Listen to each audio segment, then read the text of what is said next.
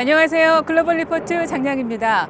신종 코로나 바이러스 확산으로 미국의 거의 모든 지역에서 특별한 경우를 제외하고는 집에 머무르라는 행정명령이 시행되고 있습니다. 그럼에도 부득이하게 외출을 해야 하는 경우가 있는데요. 생필품을 사러 장을 보러 갈 때, 그리고 애완견을 산책시킬 때가 바로 그 경우죠. 미국은 67%가 넘는 가정에서 반려동물을 키우고 관련 시장 규모가 세계 1위인 960억 달러에 달하는 만큼 이번 사태로 반려동물이 받는 피해에 대해서도 우려의 목소리가 큰데요. 주인이 아프면 집에 혼자 남겨지거나 경제적 부담 때문에 유기견이 될 수도 있다는 겁니다. 또 동물들도 직접 코로나에 걸린다는 게 확인이 됐죠. 뉴욕시의 동물원에서는 호랑이 한 마리가 미국 내 첫 동물 확진 사례이자 세계 최초 호랑이 감염으로 알려졌는데요. 이에 미국 수의학협회와 질병통제센터는 코로나 확진자들은 동물과 접촉을 자제하라고 권고했습니다. 아직 반려동물이 사람에게 코로나 바이러스를 전파한 사례는 없다고 하니 참고하시면 좋을 것 같습니다. 네, 무엇보다 중요한 건 사람과 동물 모두 이번 위기를 건강하게 이겨내는 겁니다. 다양하고 깊이 있는 세계 소식 글로벌 리포트 지금 시작합니다.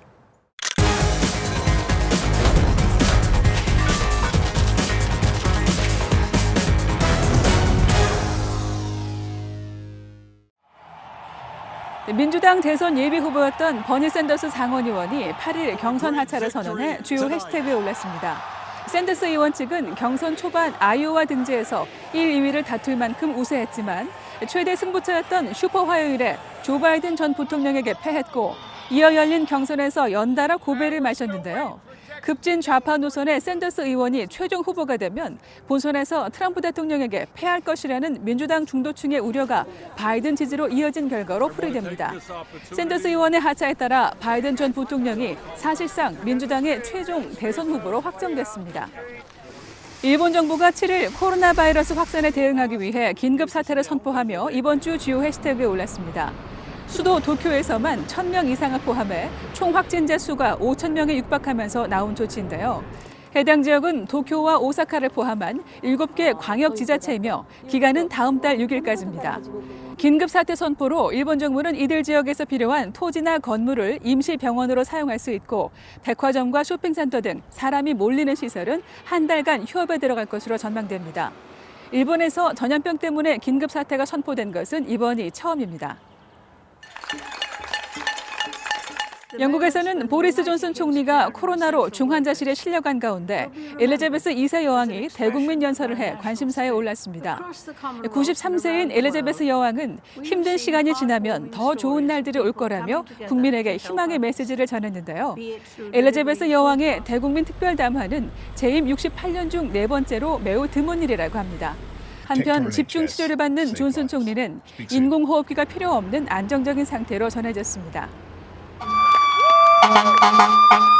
전 세계 코로나 바이러스와 최전선에서 사투를 벌이는 의료진들에게 응원의 박수가 이어져 이번 주 주요 해시태그에 올랐습니다.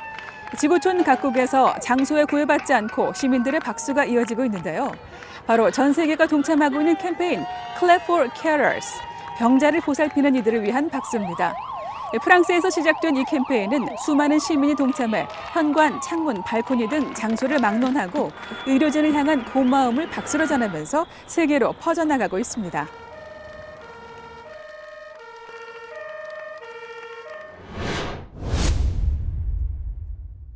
We will look at ending funding.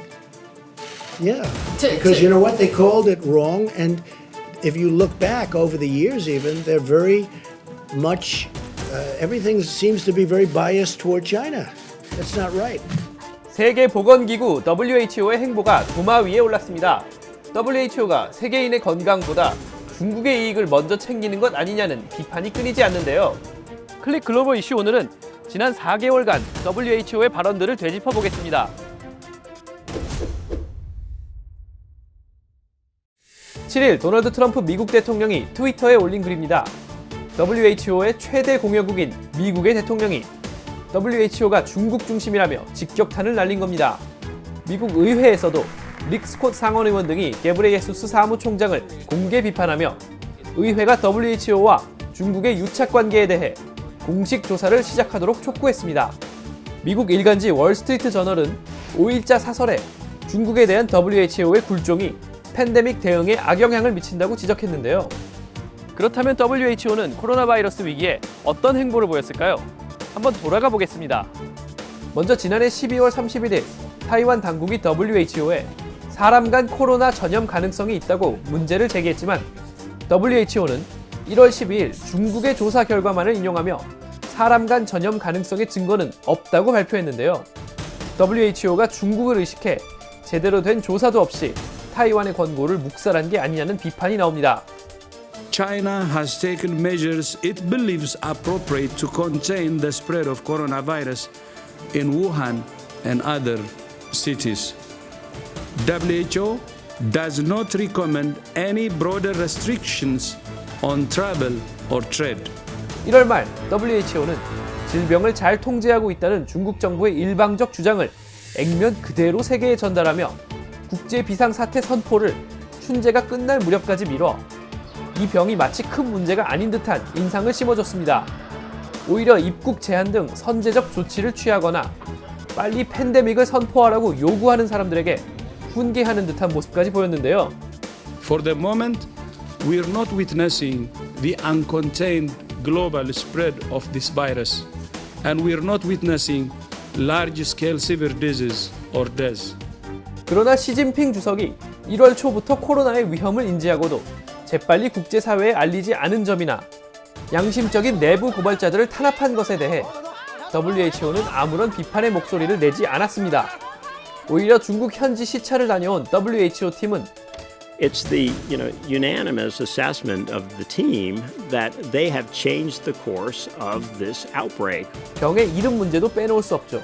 같은 코로나 계열인 메르스의 명칭에는 중동이란 지명을 그대로 놔두면서 이번엔 중국 지명을 써서는 안 된다며 우한 폐렴이 아니라 코비드19라는 새 이름까지 지어줬는데요. WHO가 왜 이렇게 친중 행보를 보이는지 추측만 무성할 뿐 그 이유가 규명된 바는 없습니다. 단 미국이 WHO 등 국제기구에 기여하는 비중이 아직 중국에 비해 훨씬 큰 만큼 미국 내에서는 국제사회에서 미국의 영향력을 다시 강화할 필요가 있다는 목소리가 나옵니다. 반면 코로나 부실 대응 비판을 받는 트럼프 대통령이 시선을 분산하려는 의도로 WHO를 때린다는 분석도 있는데요. 친중이든 아니든 이번 팬데믹 국면의 WHO는 종종 뒷북을 치거나 마스크는 효과가 없다는 식의 혼란스러운 메시지를 전해 그 신뢰도에 흠집이 났습니다. 올해 미국이 WHO에 할당한 지원금이 1억 달러가 넘는 만큼 향후 미국의 행보에 관심이 쏠리고 있습니다.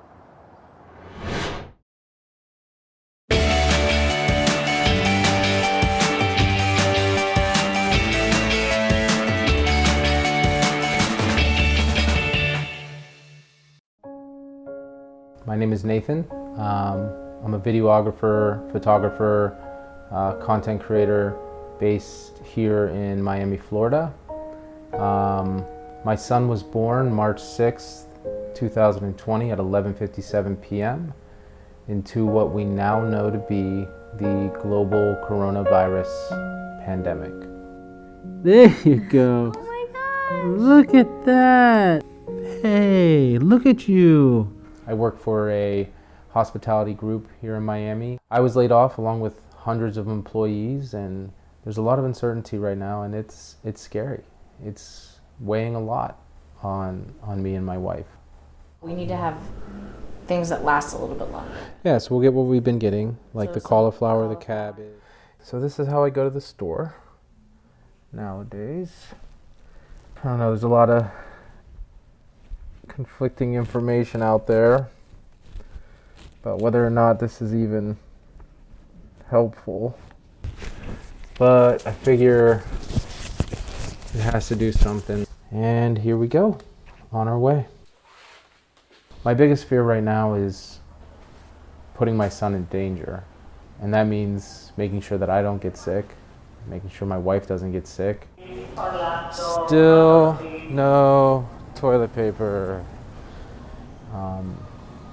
So we're taking all the precautions. We're following all the guidelines. We're cooped up in our apartment. Echo, set timer for 30 seconds. That's my biggest focus right now, is to make sure we don't get sick.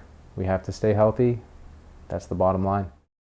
My sisters, my brothers, my wife's sister, cousins, aunts, uncles, friends, They've never met him, they've never seen him in person. So we're basically sharing through FaceTime. Hi. How are you guys? Good.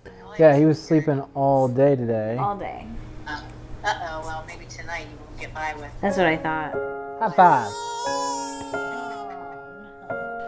I just wished I could hold you a little bit. I know. At least we have it. At least we can spend a little bit of time with our family and friends. Hi, sweetie. Hi, baby. Even if it's not in person. I spend a few hours every day looking for work, but it's tough right now. I'm still optimistic and hopeful that my job will come back. At the end of the day, I'm grateful because I'm getting to spend these first few crucial weeks and months with my son, and that is an opportunity that I honestly didn't think I was going to have. So that has truly been a blessing.